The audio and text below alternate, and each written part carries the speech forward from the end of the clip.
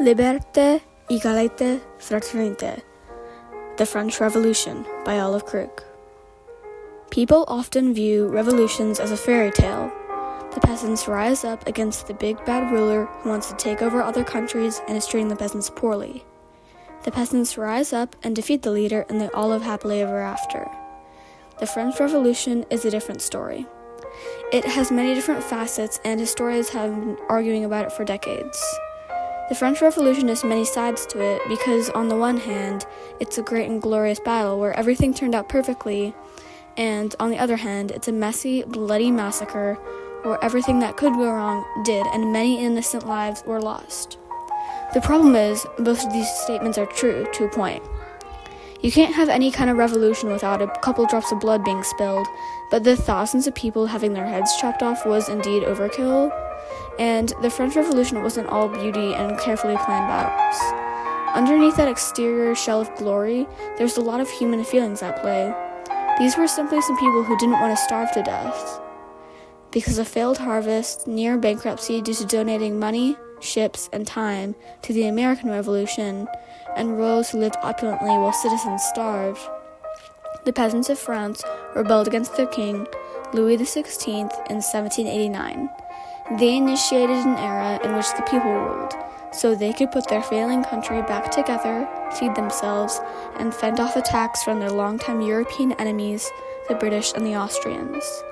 An important thing that helps people realize the one aspect of the French Revolution is that it happened shortly after the American Revolution, which was important because, like I said before, France had donated millions of francs worth of time, money, ships, weapons, and most importantly, knowledge.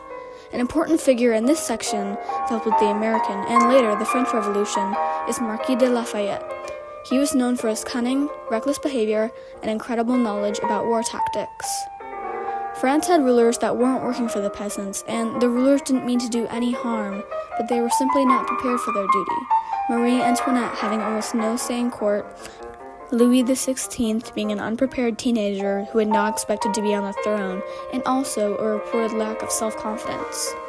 This made the outgoing, fun, and excitable Marie Antoinette like him less, inspiring rumors of affair with the peasants and generally tanking her popularity. Marie Antoinette was already not viewed as a trustworthy figure by the wide majority of the population of France. The reason is simple. She was from Austria. With Austria being a rival of France, the marriage was a business deal arranged by their parents to help the countries keep from being at each other's throats. The French Revolution was bloody, gory, and frankly, it ruined the country's reputation. During the American Revolution, the French donated millions of francs worth of weapons and ships. This donation ultimately gave the Americans the edge and won them the war. Unfortunately, France was already in debt, and this assistance offered to the Americans sunk them even further, almost to the point of bankruptcy. The country was also facing mass food shortages, skirmishes with the British and Austrians, and an incompetent teenage king. This buildup of bad events eventually tipped the population of France over the edge. In the year June 1789, the French peasants formed a mob and stormed the prison of Bastille. This was the start of the French Revolution, where things really started picking up. Over the years, the National Assembly was formed, and then switched out for the several different forms of government. Maximilien Robespierre took charge and instigated the Reign of Terror, a period where people were executed by the thousands on the guillotine, including the king, queen, and their son, Louis XVII. Another important moment later in the Revolution is when the women of France, who normally sat out in political matters such as this, led a march to the Palace of Versailles. This in particular was also important because it was a rare moment of gender equality in wartime. Another iconic moment is when the revolutionaries made an oath, which promised they would not stop until they were liberated from the monarchy, which inspired many art pieces and was known as Serment de Jour de Bon. This series of events changed the way France is governed, so now it's a functioning society ruled by the people as well as aristocrats. Once Napoleon Bonaparte became Emperor of France, the country started to fight against those who were their rivals. Another thing the French Revolution is also known for is its many symbols. The most commonly seen in artwork or literature from is that time, depicting the revolutionaries in a Phrygian cap, an almost gnome-like red cap which the revolutionaries wore. The cap was red, the color of sacrifice, danger, and courage.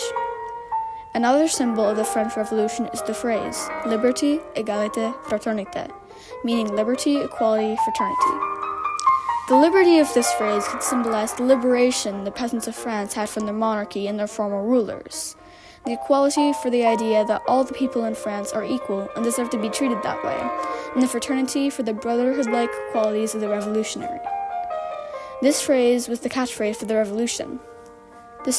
After the French Revolution, the country started many small wars, earning Napoleon the nickname the Terrible Mr. Fight-All, and definitely putting a major loss in his popularity with the peasants of France. These battles were often won, and France gained much territory. However, their rampage across Europe went downhill, and eventually Napoleon lost his life after leading the country through many a war. In 1832, the British decided that they needed to be liberated from their monarchy, just like the French. They decided to go about a more peaceful way of establishing their government compared to the French. Several art pieces were made on this contrast, most of which portrayed France as barbaric and full of people who didn't care about order, while Britain was portrayed as orderly and peaceful.